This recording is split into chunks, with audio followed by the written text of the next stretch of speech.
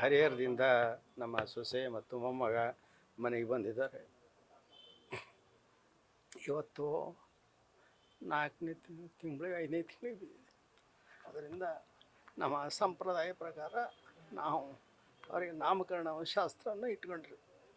ಈ ದಿನ ಗುರುಗಳ ಆಶೀರ್ವಾದ ಇದೆಲ್ಲ ಅದರಿಂದ ಅವನಿಗೆ ಶಶಿಧರ ಅಂತ ಒಂದು ನಾಮಕರಣ ಮಾಡಿ ಇವತ್ತು ಸಂಕ್ಷಿಪ್ತವಾಗಿ ಮನೆಗೆ ಪೂಜೆ ಪುನಸ್ಕಾರ ಇಟ್ಕೊಂಡಿದ್ದೀವಿ. ಮತ್ತು ಏನಿಲ್ಲ, ಸರ್ಕಾರಕ್ಕೆ ಮತ್ತೊಂದು ಮನವಿ ನಮ್ಮ ಸೊಸೆಗೆ ಕೆಲಸ ಕೊಡಲಿಕ್ಕೆ ಅವ್ರಿಗೆ ವಿನಂತಿ ಮಾಡಿಕೊಂಡಿದ್ದೀವಿ.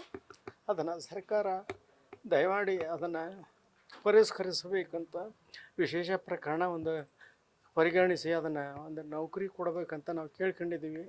ಈ ಮೂಲಕ ಮಾಧ್ಯಮದ ಮುಖಾಂತರ ಅದೊಂದು ಸರ್ಕಾರಕ್ಕೆ ಭಿನ್ನವಿಸ್ತೇವೆ. ನೀವು ಮಾಧ್ಯಮದವರು ಕೂಡ ಅದನ್ನು ಒಂದು ಮಾಡಿಸ್ಕೊಡ್ತೀರಿ ಅಂತ ನಂಬಿಕೆಯಿಂದ ನಿಮ್ಮೆಲ್ಲರಿಗೂ ಧನ್ಯವಾದ ತಿಳಿಸ್ತೀನಿ.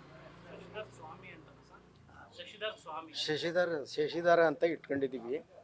ಸದ್ಯದಲ್ಲಿ ಅದು ಶ ಅನ್ನೋ ಶಬ್ದದಿಂದ ಅದು ಬಂದಿದೆ. ಅದರಿಂದ ಶಶಿಧರ್ ಅಂತ ನಾವು ಈಗ ನಾಮಕರಣ ಮಾಡಿದ್ದೀವಿ. ಖುಷಿಯಾಗಿದೆ. ಸ್ವತಃ ಮಗನ್ನೇ ಒಂದಂಗೆ ಆಗಿದೆ. ಆ ಒಂದು ಸಂತೋಷ ಇದೆ. ಆದರೂ ಕೂಡ ಅದನ್ನು ಹಳೆದನ್ನು ಮರಿಲಿಕ್ಕೆ ಆಗ್ತಾಯಿಲ್ಲ. ಇವತ್ತು ಮನೆ ತುಂಬಿಸ್ಕೊಂಡಿದ್ದೀವಿ. ಸೊಸೆಯ ಮನೆ ಬಂದಿದ್ದಾಳೆ, ಮೊಮ್ಮಗ ಮನೆ ಬಂದಿದ್ದಾನೆ. ಆ ಒಂದು ಸಂತೋಷದಲ್ಲಿ ಮನೆ ಮಂದಿ ಎಲ್ಲರೂ ಇದ್ದೀವಿ. ಈಗ ಮಗುವಿಗೆ ನಿಮ್ಮ ಸಂಪ್ರದಾಯದ ಪ್ರಕಾರ ಹೆಸರನ್ನ ಕರಿಬೇಕಾಗಿದ್ದು ಮೊದಲು ಯಾರು? ಅವರ ಸೋದರತ್ತೆ ಅಂತ ಅಂದ್ರೆ ನನ್ನ ಮಗಳು ಅವರು ಶಾಸ್ತ್ರ ಮಾಡಿದ್ದಾರೆ. ಅವರು ನಮ್ಮ ಸಹನಾರ ಅಣ್ಣ ಅವರು ತೊಟ್ಲ ಅದೆಲ್ಲ ತರಬೇಕು, ಬಟ್ಟೆ ಹಿಂಗೆ ತರಬೇಕು, ಅದೆಲ್ಲ ತಂದಿದ್ದಾರೆ. ಅದರಿಂದ ಇಲ್ಲಿ ನಾಮಕರಣವನ್ನು ನನ್ನ ಮಗಳು ಅಂದರೆ ನನ್ನ ಮೊಮ್ಮಗನ ಅತ್ತೆ ಏನಿದಾರಲ್ಲ ಅವ್ರು ಮಾಡ್ಬೇಕಂತ ಇದೆ. ಆ ಥರ ಶಾಸ್ತ್ರ ಪ್ರಕಾರ ಸ್ವಾಮಿಗಳು ಹೇಳ್ದಂಗೆಲ್ಲ ಮಾಡಿದ್ವಿ. ನಮ್ಮ ಮನೆಯಲ್ಲಿ ಅದೆಲ್ಲ ಏನಿದೆ ನಮ್ಮ ಹಿರಿಯರು ಹೇಳಿದ ಪ್ರಕಾರ ಮಾಡಿದ್ವಿ. ಒಂದು ರೀತಿ ಖುಷಿಯಾಗಿ ಇದ್ದೀವಿ, ಸಂತೋಷದಲ್ಲಿ ಇದ್ದೀವಿ. ಮೊಮ್ಮಗ ಬಂದ ಮತ್ತು ಸೊಸೆ ಬಂದ ಒಂದು ಇದರಲ್ಲಿ. ಆದರೆ ಅವರ ಭವಿಷ್ಯ ರೂಪಿಸ್ಕೊಳೋವಂಥ ದೊಡ್ಡ ಜವಾಬ್ದಾರಿ ನಮ್ಮ ಮೇಲೆ ಇದೆ. ಅದು ಎಲ್ಲರೂ ಸೇರಿ ನಾವು ಬೀಗರು ನಾವು ಮತ್ತು ನೀವೆಲ್ಲ ಸ್ನೇಹಿತರು ಎಲ್ಲರೂ ಮಾಡಲಿಕ್ಕೆ ಒಂದು ಆದಷ್ಟು ಇಲ್ಲಿವರೆಗೂ ನಮಗೆಲ್ಲರೂ ಸಹಕಾರ ಕೊಟ್ಟಿದ್ದೀರಿ. ಮಾಧ್ಯಮದ ಇರ್ಬೋದು, ಪತ್ರಿಕೆಯರು ಇರ್ಬೋದು, ಸರ್ಕಾರ ಇರ್ಬೋದು, ಎಲ್ಲರೂ ಕೂಡ ನಮಗೆ ನ್ಯಾಯ ನೋಡಿ ಕೂಡ ಇದೆ.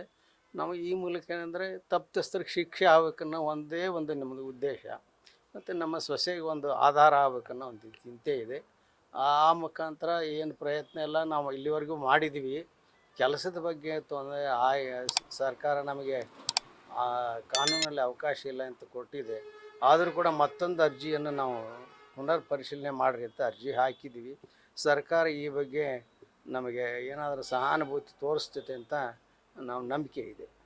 ಮಗು ನೋಡಿ ಭಾವುಕರಾದ್ರಿ. ಖಂಡಿತವಾಗಿ ಸಂತೋಷನೂ ಆಗಿದೆ. ಮಗು ಚೆನ್ನಾಗಿದ್ದಾನೆ. ಸ್ವಾಮೀಜಿ ಯಾರು ಸರ್ ಹೇಳಿದ್ದು? ಏನಂತ ಸ್ವಾಮೀಜಿ ಏನೇನೆಲ್ಲ ಹೇಳಿದ್ರು ಕಾರ್ಯಗಳು ಮಾಡ್ಲಿಕ್ಕೆ? ನಾಮಕರಣ ಶಾಸ್ತ್ರ ಹೆಂಗ್ ನೆರವೇರಿಸ್ಬೇಕಂತ ಯಾವ ಸ್ವಾಮೀಜಿ ಹೇಳಿದ್ರು? ಇಲ್ಲ, ನಮಗೆ ಎಲ್ಲ ನಮ್ಮ ಸಮಾಜದ ಇದನ್ನೇ ಅದು ಇರೋದೇ ಹಂಗೆ, ಶಾಸ್ತ್ರನ ಹಂಗೆ. ನಾವು ನಮ್ಮ ಕಣ್ಕುಪ್ಪೆ ಸ್ವಾಮಿಗಳನ್ನೆಲ್ಲ ಕೇಳ್ತೀವಿ. ರಂಭಾಪುರ ಜಗದ್ಗುರುಕ್ಕೆ ಆಯ್ತಪ್ಪ ಒಳ್ಳೆ ದಿನ ಐತಿ ಮಾಡ್ರಿ ಈ ದಿನ ಅಂತ ಹೇಳಿದ್ದಾರೆ. ಆ ಒಂದು ದೃಷ್ಟಿಯಿಂದ ಇವತ್ತು ಇಟ್ಕೊಂಡಿದ್ದೀವಿ. ಯಾಕಂದರೆ ನಿನ್ನೆ ಕೊಟ್ಟೂರು ಜಾತ್ರೆ, ಬೀಗರು ಅವರು ಎಲ್ಲ ಅವ್ರ ಮನೆದೇವ್ರು ಕೊಟ್ಟೂರು ಅವರೆಲ್ಲ ಹೋಗಿ ಇವತ್ತು ಬಂದಿದ್ದಾರೆ. ದೇವರ ಆಶೀರ್ವಾದ ತಗೊಂಡು ಬಂದಿದ್ದಾರೆ. ಅದು ನಡೀತಾ ಇದೆ.